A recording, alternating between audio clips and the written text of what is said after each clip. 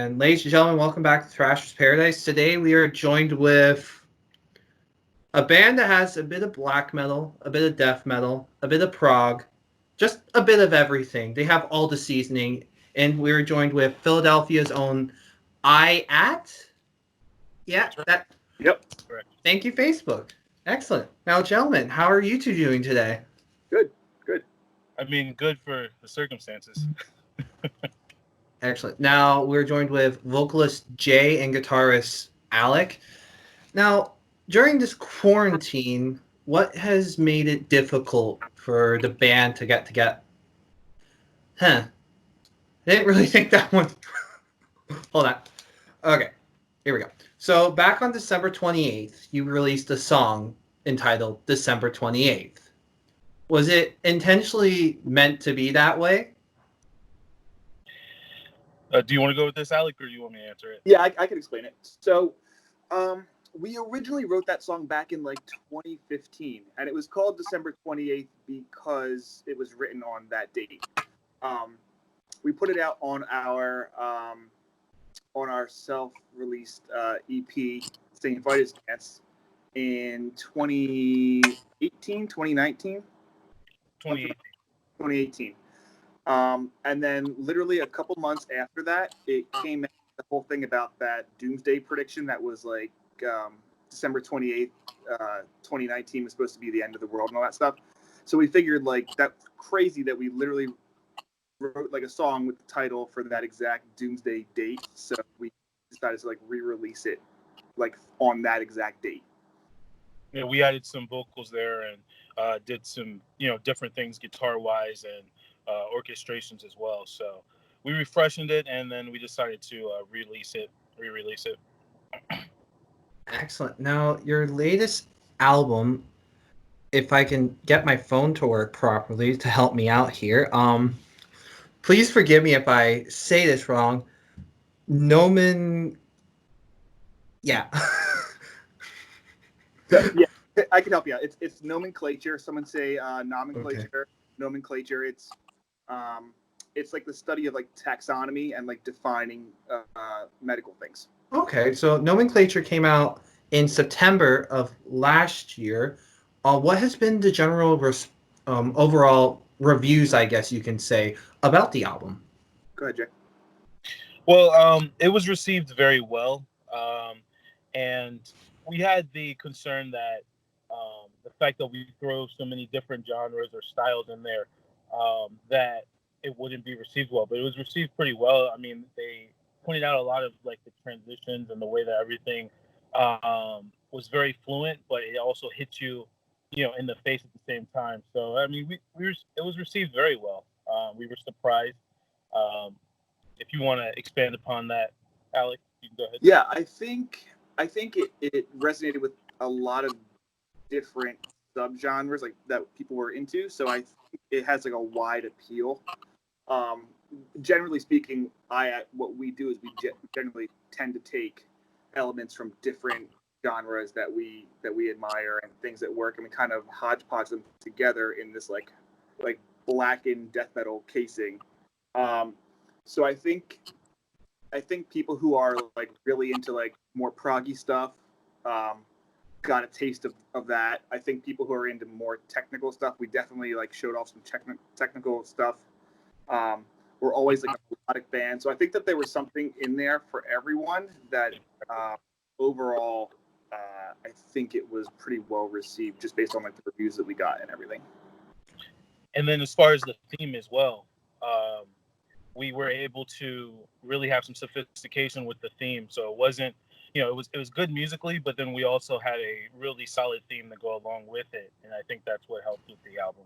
That's true. Yeah, it does help. It did help kind of like solidify everything all together and glue it all together, an overarching like theme, and like it was basically a concept album, but not like so defined in like this is the story. You know what I mean? But it was like it was a concept album in the sense that it all revolved around the same, like it was all glued by the same effect. Awesome. Now, for each of you individually, what song did you find the hardest to either write or create? Oh, That's a tough one. I don't know if there was specifically one song that was. Go ahead, Jay. You got something? Go ahead. Yeah, Arsenic Ways. I would Okay. definitely say Arsenic Ways because our guitarist Joe, he started off like a good half of the song, and it was, there was all sorts of crazy time signatures in there. That's And right. it took us some time to actually get it to the point where we could play it together as a whole. So I would definitely say Arsenic Ways was the hardest for us. That's a good point. I blocked out that traumatic time, like having to learn the song. Yeah, Joe said that was one of those instances where like we wrote stuff not knowing if we were going to be able to do it. Okay. And you basically have to live up to it. Yeah. Yeah. Have you guys been able to perform it live in front of an audience? Oh yeah. Oh yeah, and that was a really big crowd bait. Pull that one out. Okay. Yeah, that's our closer. So yeah, after we recorded it, we were definitely up to speed with it, and it was something that we were pumped up about. But starting out, it's really tough when you write things that you may not know other people can play. So yeah, that is fair enough. Now, how hard is it for your band? How hard was it in the beginning to really make a name for yourselves in the Philadelphia area? Yeah. Oh, okay. So I'm gonna have my spin at it, and then I'll let Alec, expand upon that. We've been a band for 11 years now, so we're not a new band. But the thing is that our music isn't generally received in our area very well. I would like to say we have more of a European sound. And that's kind of why we went with a Swedish label, because we thought that they were a good fit for us. But in this area, they like more death metal, they like more like metalcore, hardcore, that type of thing. So black metal really isn't, or at least melodic black metal isn't a huge hit for this area. There's more hip hop and those types of things, but as far as metal, it would be more like metalcore, death metal, slam, that type of thing. So we haven't really found a good base just at home. We normally have a solid base, and it's just from sporadic areas. You know what I mean? So we may look to see that we're trending in Norway, or we're trending in Germany, or we're trending in France, that type of thing, or other states or other areas in the United States. But we always do well outside of our hometown, to be honest with you. I'm serious. Like, yeah, we have especially fan bases like in Northeast Pittsburgh and Ohio. Yeah. People that have like our a tattoo of our emblems out in Ohio. Oh, that's awesome. Yeah, but as far as Philadelphia, it's a little harder for us because of the type of style of music that they enjoy in this area. So. For sure. And I think that when we started out as a band, like, you have to realize that the band is 11 years old, and Jay and I are the two founding members. So we've been at this for 11 years, and we've changed as musicians too. And I think that we kind of started out, we were really green, and we kind of had ideas if we wanted to play like death metal, and like we were still kind of like riding that wave of like semi deathcore, like with breakdowns and stuff, but like trying to really kind of figure out where we were going. And it wasn't until we found our sound, like kind of like that line of like black metal, death metal, but still being very melodic, that we kind of started to gain momentum. And I think Jay brings up a good point that the Philadelphia scene isn't really into the melodic blackened kind of stuff for the most part. I say that understanding that there are a couple exceptions. There's a couple really good like melodic bands from our area, but for the most part, you're dealing with a lot of like death metal, a lot of slam stuff, and we've been able to find small niche sections of the Northeast that kind of have that melodic, calling for like melodic kind of stuff. But the majority of the support that we're getting is a lot of like European, which is cool. It's cool. Now, it's hard to hear that. It's hard to even make it in your own town, but a lot of bands kind of have that struggle. I feel like the hardest place to get your name is in your own hometown. Now, to go on with the European stuff, knowing that you guys are known and loved kind of there, where for you was the weirdest spot or the one spot you were like, oh, we have a guy that listens to us here that you weren't expecting? I'm trying to remember. We did do that one. We were featured in one magazine from Transylvania, which was kind of cool. Oh, that's awesome. A couple years do ago, remember which was kind of like, huh, okay, cool. I'm trying to think of where like an odd place that we were like, huh, we've reached out there, okay. Yeah, nothing really comes to mind. I think that's the person that comes to mind. For me, the first time that we really realized that we hit the European shores was when there was someone that reached out to us from somewhere in the UK, and we just released our first full length, Gnosis, Never Follow the Light, and they informed us that we were in one of the magazines out there in that area. And he reached out to us, and he was like, "I don't know if you guys know, but you guys have a review in this magazine." And it was really like it opened our eyes just a little bit because we just started using PR. Just started, we released on a semi-legitimate album. I mean, a semi-legitimate record label. So, we were pretty excited to see that. So I think that the fact that he reached out to us and we finally hit the European shores as far as some recognition, that was the most surprising. Yeah, that was a big deal for us. Yeah, I bet. Now, when it comes to touring, where is the one city that is a definite we have to play here for an Iatt tour? That's tough to say. I'd say. Go ahead. I'd say recently, I would say Pittsburgh.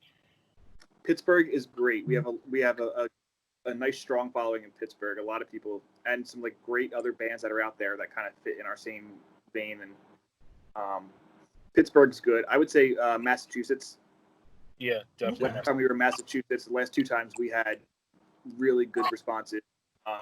And again, there's some great bands out there that kind of fit really well with what we're doing. I'd say those are probably two really good spots. And I mean, Pittsburgh is so close to Ohio, where people wear tattoos of our logo and stuff, which is funny. Yeah. Excellent. Now, when it comes to places you haven't toured yet, where's the one spot that once this whole thing is over and you're set on making another tour, where's the one spot you want to go to that you haven't been to yet? I would say I definitely want to at one point get either up to Canada or, I mean, I think that's probably the most realistic option at this stage.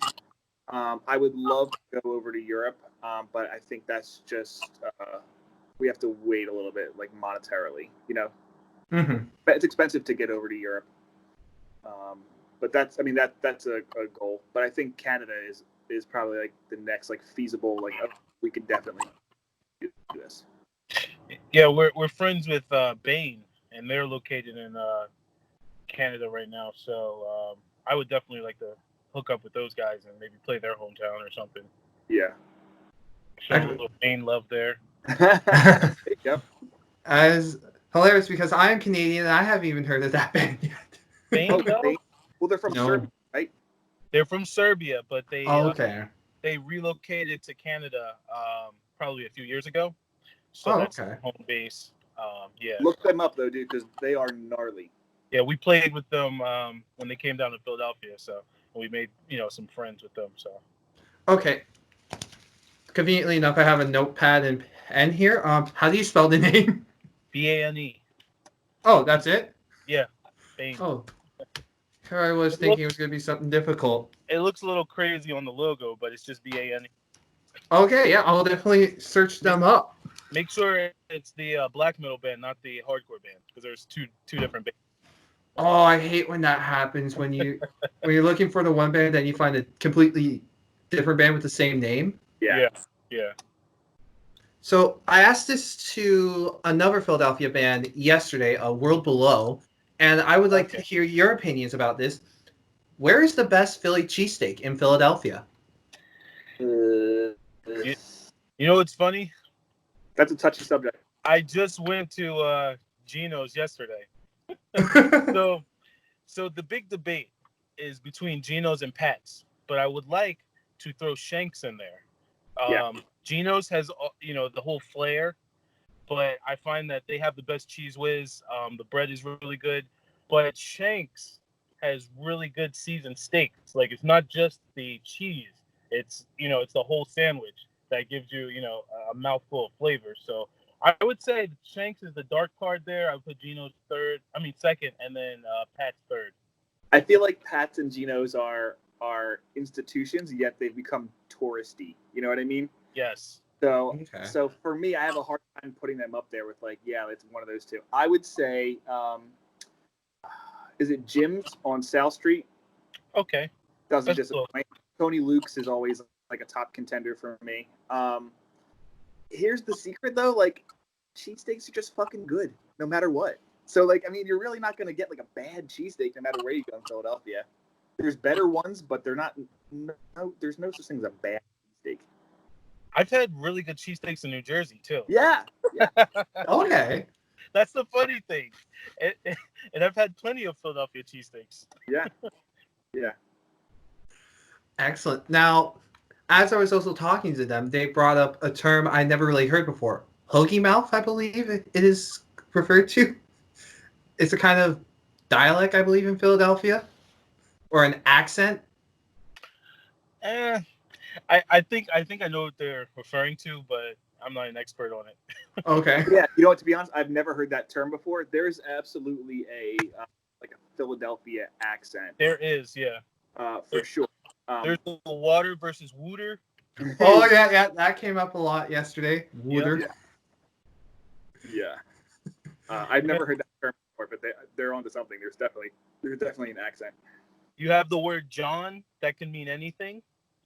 Yeah. I was late to the fun party, yes. but I'm gone. You can use the word John for just any random, subject or object. It's a placeholder for like any word. Yeah. Really? Yes. Interesting. Yep. Yeah. It's pretty old, but people still, stick by it.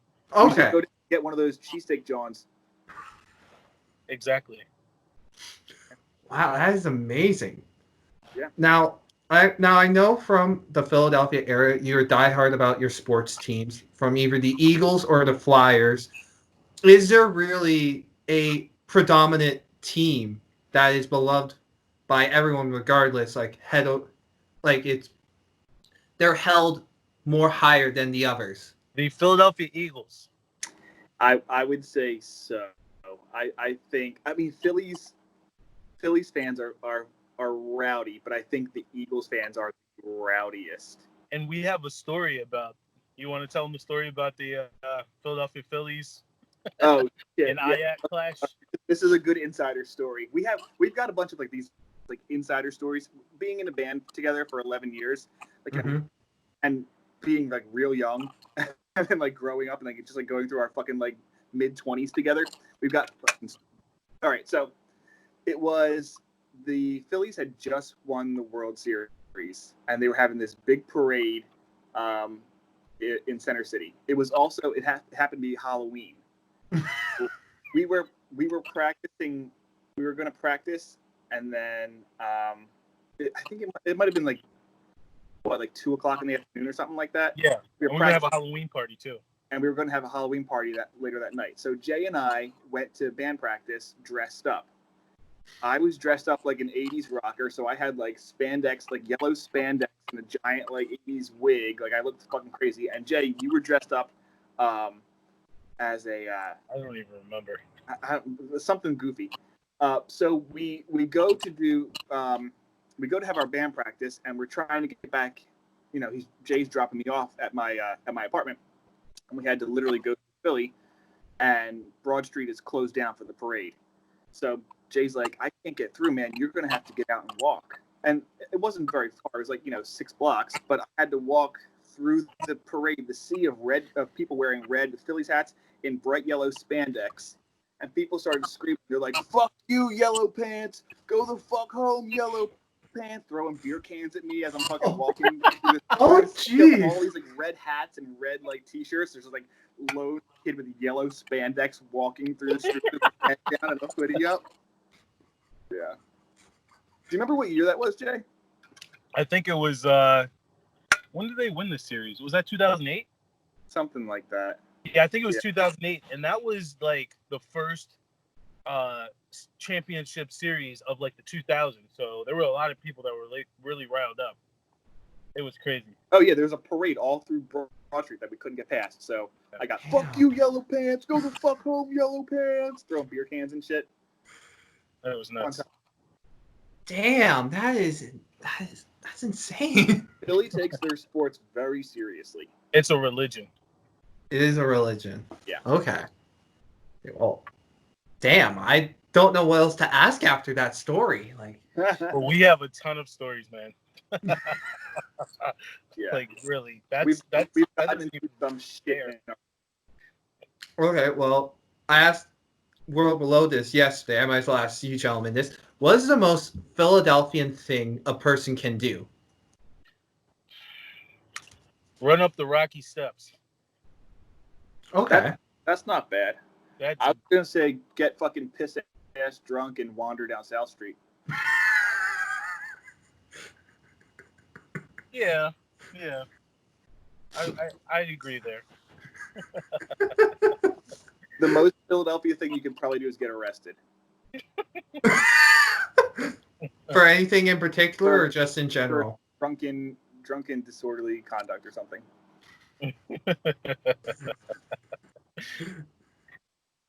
Jeez. Yeah, Philly's a pretty tough town, man. It's got a lot of love though. Philly's Yeah. I moved out to the suburbs of Jersey, but I still miss living like in Center City, Philadelphia. It was awesome. So how close is Philly to New Jersey? It's right across the bridge. Literally, really? From where I live, I can get into Center City in 20 minutes. Not even. Oh. There's certain parts of New Jersey that you can get to Philadelphia faster than the Philadelphia suburbs. Yeah. Yeah. Damn. Okay.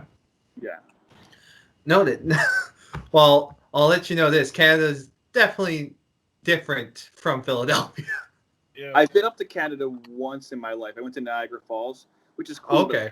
Super touristy, but I mean, I got to tell you, super clean, and I loved Canada. The small portion, because I know it's fucking huge, but the small portion I saw of it, I was like, I could see living up here. The place is kick ass. Yes, there's a lot of beautiful cities in the southern part of Ontario, which is where Niagara Falls is. Yeah. And also where some of the nice metal scenes are. Oh, really? Yeah. Yes, if you ever come up to Canada, for your kind of music, Montreal's a big spot for definitely something you fit into. You'll love Montreal. Okay. Toronto. You want to hit Kitchener, Ontario. It's a bit smaller, but the metal scene there is really hot. Okay. And then, of all places, if you guys want to make the trip out west, Edmonton, Alberta is very passionate about their metal. Okay. Awesome. We'll take notes. Tell Rob to take some notes too. Yeah. So now let's get to the final two questions, which are the most fun out in the interview. Now, in recent memory, a lot of metal bands nowadays seem to be partnering up with either a brewery or a distillery to come out with their own signature line of either beer or rum or etc. kind of alcohol. Okay. If Iatt ever got to that point in their career where they were to partner up with a distillery or brewery, what kind of alcohol would you want it to be, and what would be the name of it? Now, Alec, just for history's sake, Yeah. it would probably have to be a branch of Jägermeister. Like a specialty knockoff Jägermeister. I went Yeah. through a long phase, a long storied romance with Jägermeister. Yes, we did. Just thinking about it now, I haven't done this in a long ass time. But we used to take monster cans, like the giant size monster cans. We would chug half of it and then fill it back up with Jägermeister. and we would just call them thermoses. Oh yeah, you got that thermos, John? And Damn. Oh, we would Thermos chug John by Jägermeister. It might have to be okay. That's one option. Is we could do a thermos John by Jägermeister. I think that could work. I don't know, dude. Like we've as we've gotten older, we've gotten more into like craft beer stuff. So I think a really good craft beer. Nah, it's got to be. I think Thermos John might be the winner. Yeah, Thermos John by Jägermeister. That would be awesome. Yeah. Excellent, gentlemen. And now time to ask the last question we always ask our first-time guests on the channel, just to make sure that we are talking to real metal musicians and not the ones that claim to be metal musicians, metalcore bands. Kidding. But the question is simple. Who would win in a fight, Lemmy or God? Lemmy all the way. Lemmy is God. Correct, gentlemen. I can't believe that's a question. You'd be surprised how many people have answered differently. Really? Wow. Oh, I've had someone from a Quebec band openly say, well, Lemmy isn't here anymore, so we all know who won. That's some. And then we had Yeah. a band from Colorado not even know who Lemmy is. Really? That's a fireable offense. Take his band membership card away from him. No, well, gentlemen, thank you so much for coming on Thrashers Paradise today. Is there anything else you'd like to say to the people watching this on YouTube right now? Alec? Okay. So thank you guys for checking us out. Colin, thank you for having us. We really appreciate it. You are welcome. You could find all of our stuff on Bandcamp. We're at, I think it's I'm the Trireme on Bandcamp. We're at Iatt, IATT on Facebook and Instagram at Iatt Official. Check out our stuff. Nomenclature is out right now. We are working on a new full length, which there's no date as far as when that's going to be released yet, but it is 9 brand new tracks. What's that? 9 brand new tracks. 9 brand new blistering tracks of blackened death metal debauchery. It's going to be awesome. So, yeah, keep your eyes peeled for that kind of stuff, and I guess that's it. Okay. Excellent, gentlemen. And until next time, everyone, keep on thrashing. I'm going to end this recording. Boom. And gentlemen, thank you both so much for taking the time out of your day to do this. I really appreciate it. Thank you again, buddy. It's our pleasure. Thank you. You're welcome. I will send you an email link when the video is uploaded. It should be up within the next week. Awesome. Perfect. Okay, you two have a great day. All right, you too. Thank you. All right, bye. Bye.